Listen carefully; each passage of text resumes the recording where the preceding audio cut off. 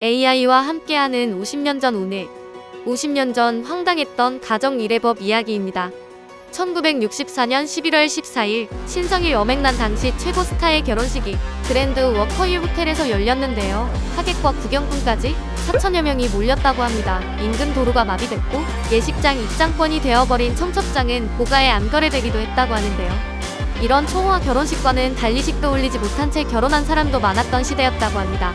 어느 시대에나 극과 극은 존재하지만 그 정도가 심하다고 판단한 정부가 1969년 가정미래 준칙을 발표했는데요. 국민소득 300에서 400불 시대에 홀회허식을 줄일 필요가 있다고 판단한 정부는 약혼식 폐지, 혼인당일 혼인신고 등 준칙을 마련했지만 꼭 지켜야 하는 것도 아니어서 큰 성과를 보지는 못했다고 합니다.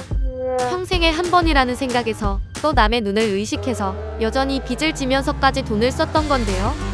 그래서 1973년 가정미래에 관한 법률이 공포됩니다. 주요 내용을 말씀드리면 우선 인쇄된 결혼 청첩장이나 회가변 초청장은 안 된다. 감례품도 주지 마라.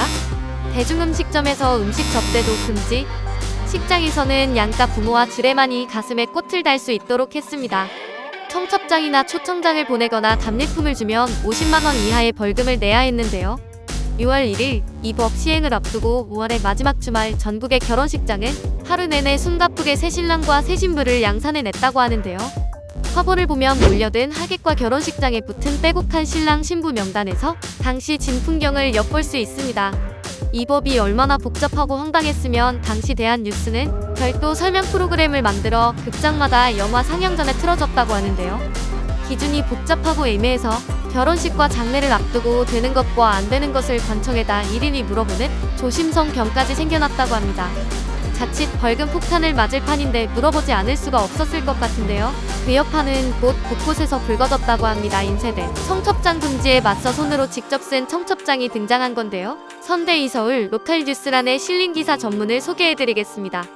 결혼 청첩장을 인쇄 배포할 수 없게 되자 묘한 방법이 등장했다. 지금까지의 청첩장과는 달리한 내장이라는 이름으로 신랑, 신부의 친지나 부영 친지 친척의 이름으로 발송하고 있다는 것. 물론 인쇄하는 법은 없고 일장당 25원씩의 필경료를 지불하면 글씨 잘 쓰는 필경사가 이를 대필.